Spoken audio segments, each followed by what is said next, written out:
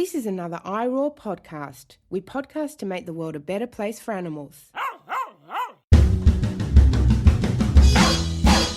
It's both kind and rational to like knowing animals. I can't deny it's fashionable to like knowing animals. Hello everyone and welcome to Knowing Animals. Knowing Animals is a podcast in which we speak to animal studies scholars about a piece of their work. I'm Josh Milburn and I do like knowing animals. This episode of Knowing Animals is brought to you by AASA, that's AASA, the Australasian Animal Studies Association.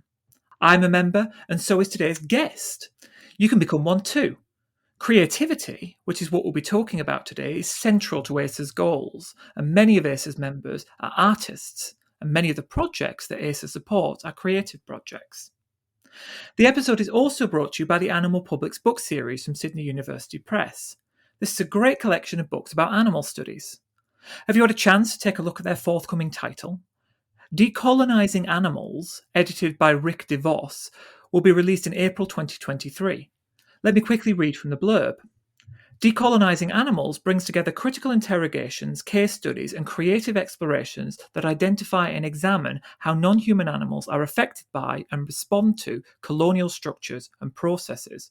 I'm sure that'll be of interest to lots of you, so do keep your eyes open for that. And also a very quick shout out to Elizabeth Usher, who provided the updated theme tune for Knowing Animals. To learn more about Elizabeth, visit veganthused.com.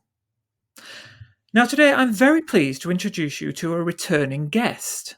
Carol is Professor Emerita of Dynamic Media and Critical and Cultural Studies at Emily Carr University of Art and Design in Vancouver, Canada. She'll be known to many listeners for her work on critical animal studies, animals and technology, and animals in art and design. And this includes her 2009 book, Leonardo's Choice, Genetic Technologies and Animals, which was published by Springer. Today, however, we're going to talk about her new book, which is called The Creative Lives of Animals. It was published in 2022 by New York University Press as part of their very exciting Animals in Context series. Welcome to the podcast, Carol. Thank you for having me. So can you start by telling me what led to you thinking about animals and animal creativity? There are a couple of things. One is that early on, reading a book by David Bohm, the physicist, who wrote a book on creativity. That's the name of the book, on creativity. And I found it so fascinating, and it really changed my thought and influenced my thought over a long period of time.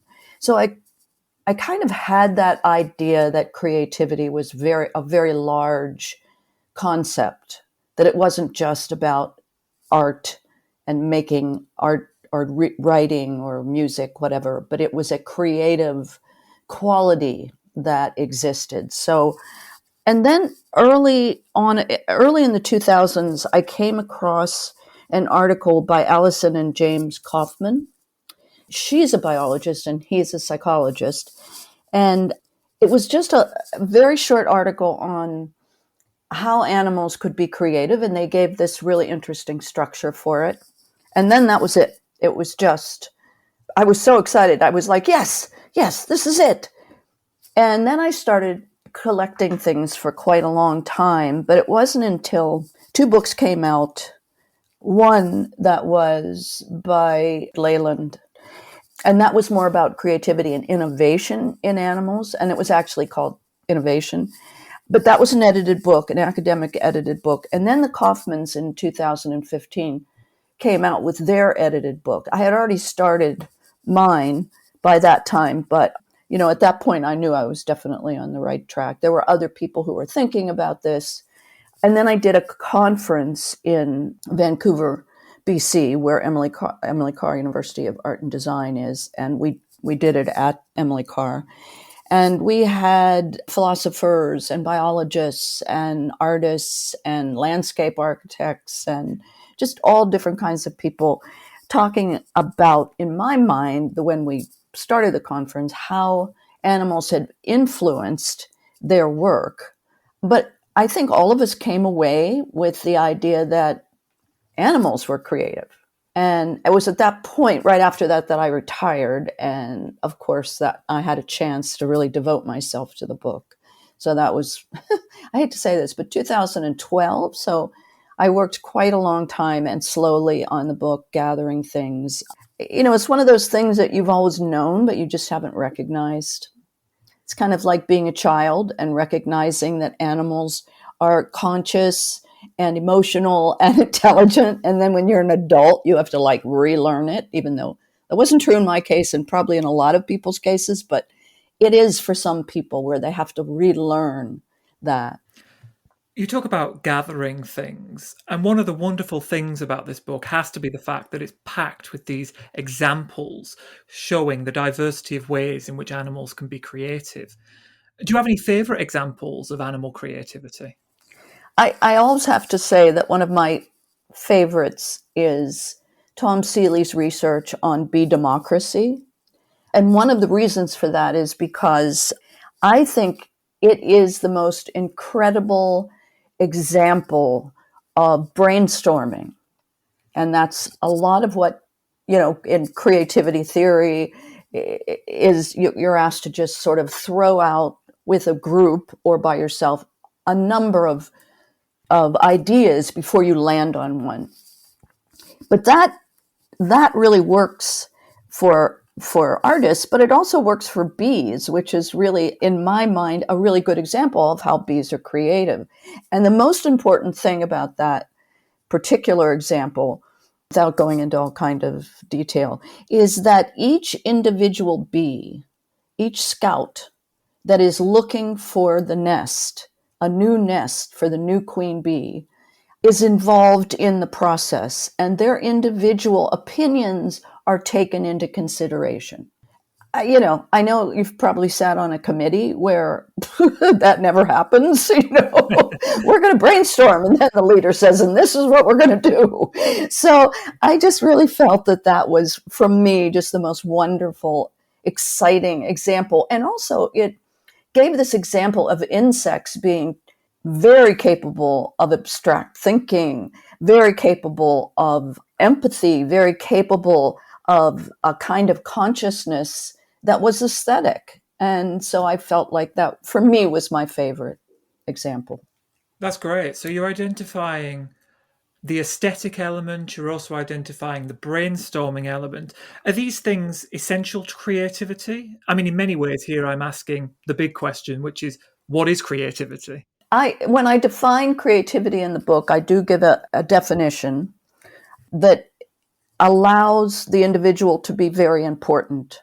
I thought that was something that I learned from all the research. I couldn't rightfully say, you know, that it was a group, because often in those examples in the research I did, it was about the individuals being part of a group.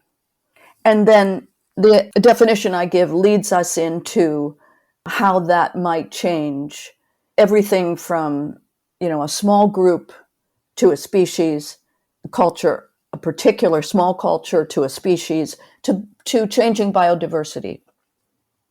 But in terms of what's necessary for creativity, I did look at, first of all, I took into consideration all the experience I had at teaching the arts for many, many years in all different kinds of ways, not just in sort of the more traditional arts, but in animation and interactive arts, video, etc. And the fact that there are certain things that are needed. One needs to be very flexible and open to new ideas, which is what brainstorming is about. But one needs to be able to recognize something that will actually help the creative process, even if it seems like a mistake. Again, this is a matter of flexibility, persistence. There was a list of things that I give in the book that I think are really important. Aesthetics itself is really a human term, and I think that is in many ways problematic when looking at the creativity of animals, because we like to put what we think is aesthetically pleasing, and that's only one way of looking at aesthetics today. There are many other ways, political, environmental. It's just really broadened. But if we only look at animal creativity through our own eyes, we miss creativity. We really do. It's striking to me that you mentioned bees there, and you also spend a long time discussing ants as well in the book. Yeah. So there's a lot of animals that are what we might call comparatively simple animals here. Yeah. Do you think that all animals have the potential to display creativity? Yes, I do. And I think we'll find more and more about that. There are many people who actually are working on this, have worked on it for a while, or are just starting. And I do mention in the book that this kind of research in any kind of science in the life sciences was looked at askance because of, the human idea that we are the top species and anybody else. In fact, you still read. I mean, all you have to do is look at anything from the New York Times to the Guardian to any kind of paper online, and there's always something about, and we are the only species that are creative. And you're just like, no, that's not, read my book. But yeah, I think it's really important that we not consider our aesthetics as the only thing to look at. Do you think creativity may stretch beyond the animal kingdom? Do you think we could call plants creative, for example? I think that's really quite possible and probably probable. It is something that I'd like to look into. I think one of the most interesting things I started to realize and started to read about was this interaction between plants and animals. And so I think creativity is a universal quality, and it's something that we really don't understand in that way. I mean, I think there are people like David Bohm, who was a theoretical physicist, who did understand that. I think there are cosmologists who do understand that. I think that we are kind of on the cusp of that if we don't destroy the planet before that happens. There's so much more to learn about our planet and other planets. And maybe it's about creativity. I mean, I have to say that, as someone who taught creativity that long and as an artist myself, I think in terms of creativity all the time. So one could say, she's just saying that because she's an artist. But it's so obvious to me, at least, in terms of all the scientific, quote scientific, all the life sciences, but also other kinds of research in, neuroscience, very interested in creativity as a quality that we don't know very much about. So how do you respond to the objection, which I'm sure you must hear all the time, that when it comes to at least some animals, and especially if we're talking about collectives, you mentioned species and ecosystems, some animals don't intend to create anything, so we can only describe their actions as creative in a kind of metaphorical sense? I haven't heard that yet, but I'll answer it. Wait, let me just go back. Are you saying that when you're talking about like the hive mind, where there are these like ants or something, is that what you're talking about? And they're not really aware? Yeah, so when you're talking about a collective, they don't sound like they're aware. But then there also might be some animals who we would want to say, or perhaps some people would want to say, are just acting on instinct. There's no real intention to create there. Well, let's look at it this way. There are many times when one is sitting doodling and a human, and they're part of a classroom and they're supposed to be listening and they're sort of doodling, you're doodling. And suddenly you have this incredible idea just from your doodles. I don't think that you can, and this is my problem with people not being very creative, why I keep saying in the book, open up your mind, think out of the box.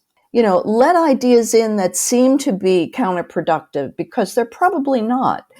So, no, I think that in the hive mind, again, with bees, I mean, that's why it's called a hive mind, right?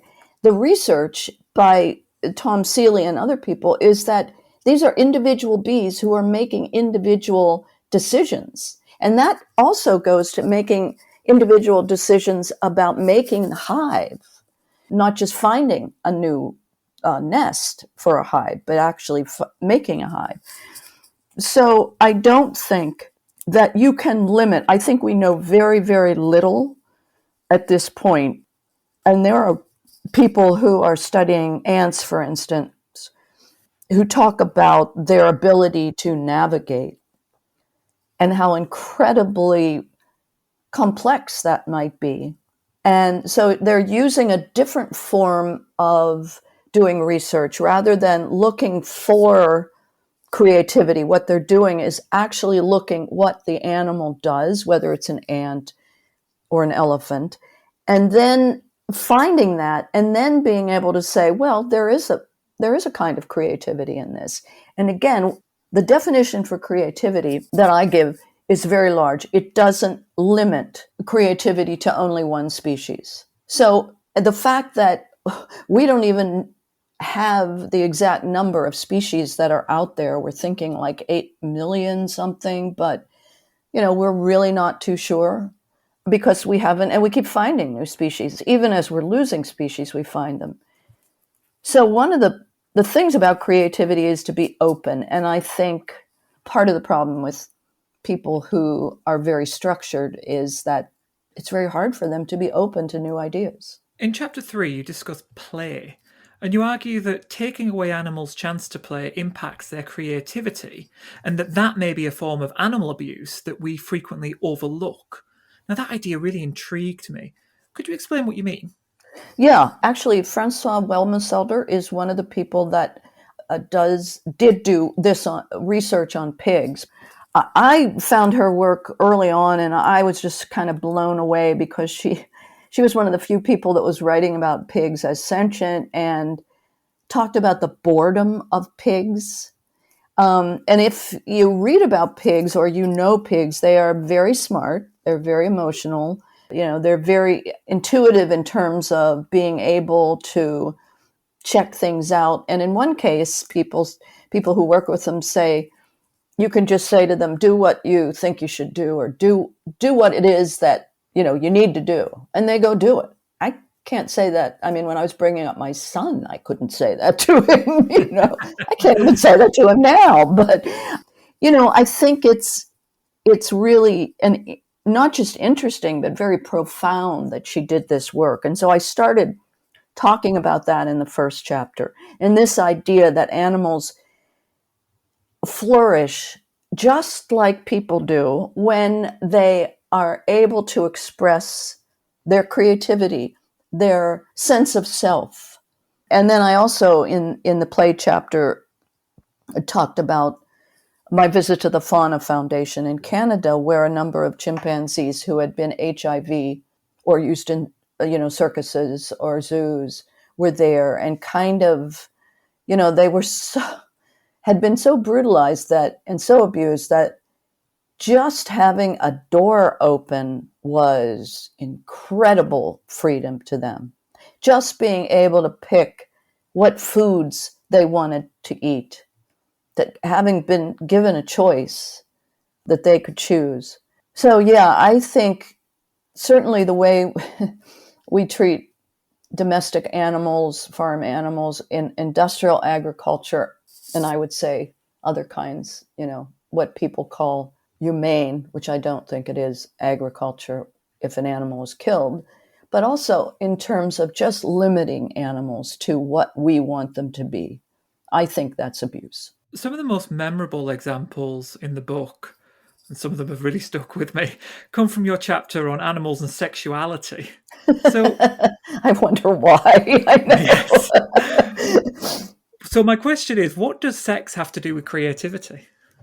And that's a good question because some people, actually one of the reviewers mentioned this, and I really had not thought of it that way, but they said, you're kind of walking on a thin line here. Are you saying that homosexuality is creative? And what's interesting is, no, I wasn't saying that. And a lot of the research, not a lot, but a lot of the research on same-sex behavior was from a book called Biological Exuberance.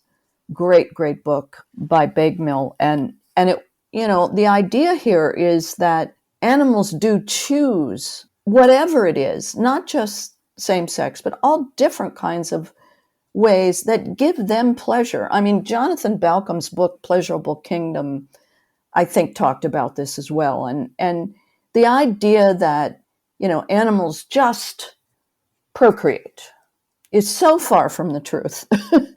and so again, my idea was to highlight the individual animal. I mean, one of my favorite things is the part on walruses where, okay, we're going to go procreate. But then what we really want to do is hang out with the guys, and we like to massage each other, and we have all these fun games that we play. I mean, it's same-sex stuff and other sex. It's very broad, and there's not that kind of limits that, unfortunately, that our culture puts on these things for whatever reason.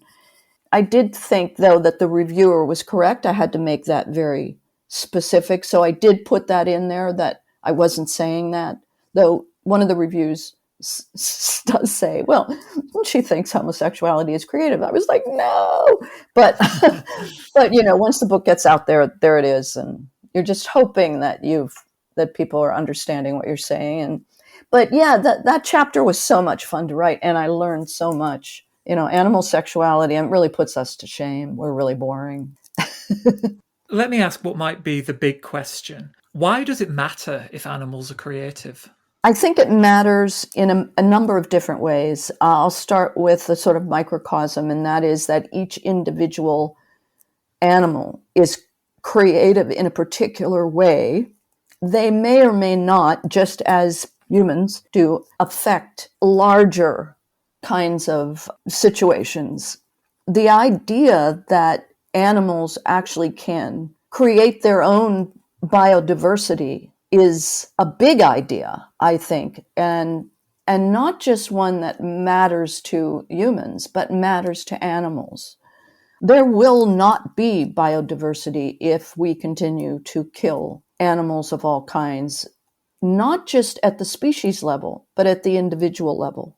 So I guess that's the big idea. And it's not really a small idea, but the idea that individual animals matter, I think, is one of the things that, and probably the major thing that I hope people get out of the book. Individual animals matter. It's not just a question of there's lots of cows, so why don't we just kill them all? That's not what this is about. Each individual animal matters. And, we really prize creativity in humans. How can we not prize it in animals? Especially when the technology that we are using, for instance, to try to mimic what individual beavers do in an ecosystem, which is completely restore ecosystems. Well, let's try to do what beavers do. No. What they're finding, what research is finding, is it's not the same. You really need that individual beaver to restore that ecosystem. I think those two things I think are really, really important. For me, those were really important. I hope people get that from the book. And I don't really deal with the biodiversity issue until the epilogue. And part of that was that I wanted people to really understand the individual animal idea before I wanted them to understand the biodiversity.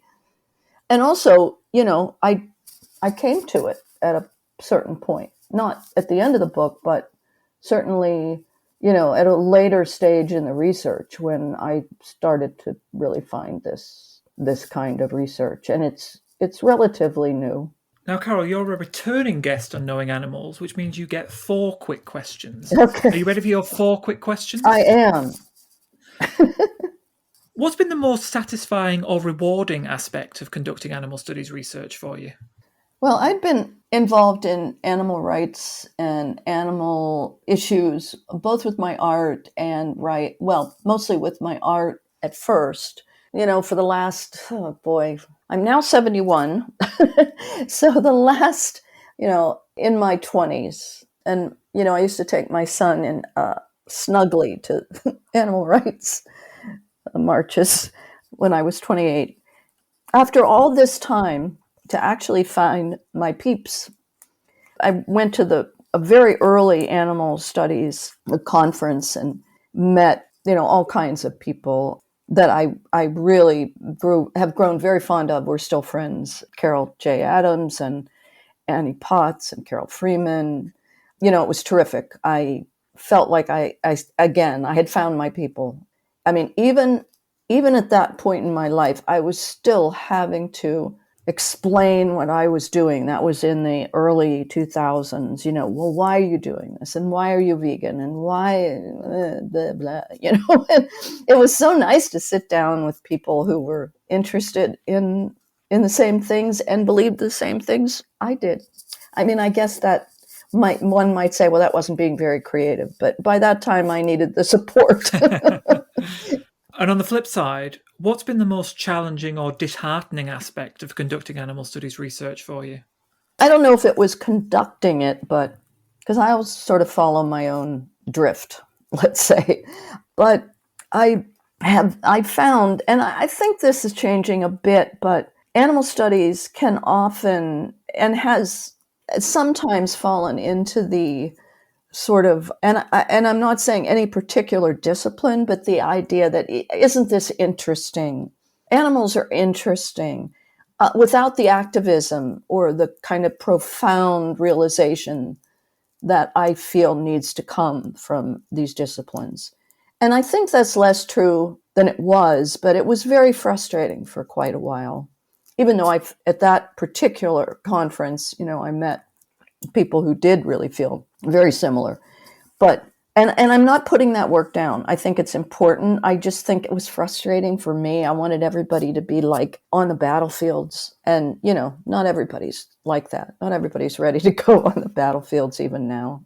So my next question is quite a tricky one in some ways, but it's your chance to give a shout out to someone, an animal studies scholar who you'd like to make listeners aware of. So that could be an emerging scholar, or someone who is in an adjacent field, or someone writing in a less well-known language than English, perhaps, but just somebody who you think our listeners should know, but maybe they won't. Yeah, I really pored over that question. I have a terrible time picking one person. I mean, some of the people I have written down here may seem to be well known. I find often that in animal studies, the artists don't get recognized as much as they should. They are thinkers. They are thinking visually, or they are thinking in kinesthetic ways, or they're thinking in sensual ways that sometimes philosophers don't think in those ways. And we need the arts. We very definitely need the arts. You and I, just before this, were talking about another person who was published in the same series that my book, The Creative Lives of Animals, is published in, and that's Eva Meyer. And I would say she's just one of the most interesting people because, and I don't know, I mean, I know she's well known, but then again, I mention her to somebody and they don't know who she is, which is weird to me. But she's not only a philosopher, but she's a fiction writer. I mean, Bird Cottage was, that's the first book I read. I was just like, this is great. And she also is in a band and plays music. Totally, one of these wonderful people that is creative in multiple ways. Another person would be, and these are all people in the arts. So Eva would be in writing, I guess, but again, she does other things. Olga Tutarczyk, who is the Polish writer. You must read, I'm sure you have, but I tell everybody, drag your plow over the bones of the dead. You must read it. If you're English, the translation of that. She's won a Pulitzer Prize. No, I'm sorry, a Nobel Prize.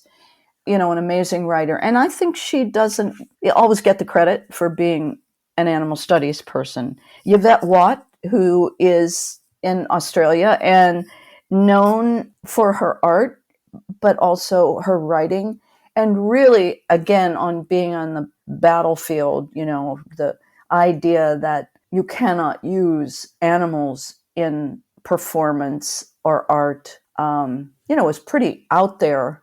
I agree with her, but still, it got lots of crap from all kinds of places, including the arts. And then people like Suzanne Carr, who's a philosopher, but also is an arts writer and also has an incredibly poetic and profound blog that she writes. And whenever I mention her to somebody, they may not know who she is here in the US, which, the US is very insular. So is Canada. It's like, oh, well, I don't know that person. She lives in Vienna. Julie Andreev, another artist, and Julia Oldham, Mary Shannon Johnston. And then I just want to do a shout out to one particular publisher who is here in Oregon, and not a lot of people know about this publisher. I'm sure that's changing, but they are an eco animal rights publisher, Ashland Creek Press, and they're wonderful. They publish things that many times other publishers wouldn't publish, too iffy and too animal rights oriented. So it's really the area of the arts that I wanted to push. So I always have my own agenda. Sorry. No, I absolutely see that. I understand that entirely. And I think it's right that animal studies is not solely academic. And, we often talk about reaching out to activists and the activist academia connection. But then there's also this kind of artistic creation academia connection, which maybe, well, outside of your own area of creative studies, might be overlooked in the animal studies world to a certain extent. So let me ask you my final question. Are you optimistic about the future of human, non-human animal relations? I've been asked this question a lot lately on interviews, and I have to, I would say that I will not see what I want in my lifetime. I think it's going to take longer than, I don't know how long I have left, 5, 10, 15. I don't know. I have some issues that might, cut that a little close. But, I have seen such a change over my lifetime in our relationship with animals. I would have liked to have seen a much larger change, but I have seen a change. And I think in that way I am optimistic. And the other way I'm optimistic is that not our age, well, you're much younger than I am, but my age group, forget it. Your age group, the younger people are just so onto this. And I hope they stay that way. And I think if things do change, it will be because of them. And I mean, below 20. What are you working on next? Well, I actually have been working on an online animated graphic novel, and it's called Trump and the Animals. I showed the first section, the first chapter, because that's what you do with graphic novels, right? I think it was well liked, and then I got very ill for a couple years and couldn't do much more. I finally finished the second chapter, and then I had to do a whole bunch for the book. Everything gets in the way. So I'm hoping to finish that. And then another book, I'm kind of thinking about it, but I have to let it percolate, which is what the exploratory process of the creative process is. You need to percolate. You can't just take your first idea and run with it. So I'm thinking about a number of ideas, and I hope I have the energy and the time to do both. How can people find out more about your work? Well, my website, carolgigliotti.com.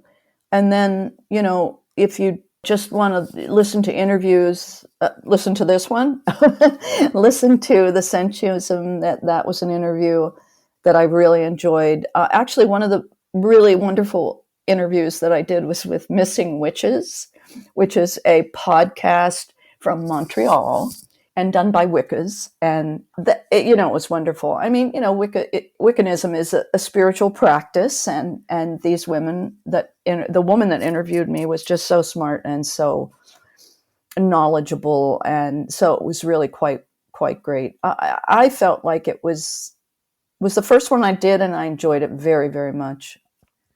And actually, I don't think a lot of people know about the essay in the Oxford Handbook of Animal Studies that Linda Kaloff, another person who people don't, she's done so much work in animal studies, and she never goes to conferences, so a lot of people don't always know who she is. She's incredible. But that essay that she published in there, I have a fondness for that. It was sort of my last animal studies, particularly animal studies essay, and it was very much about animal industrial agriculture. So I think it would be nice if people would read that too, but I can only suggest that.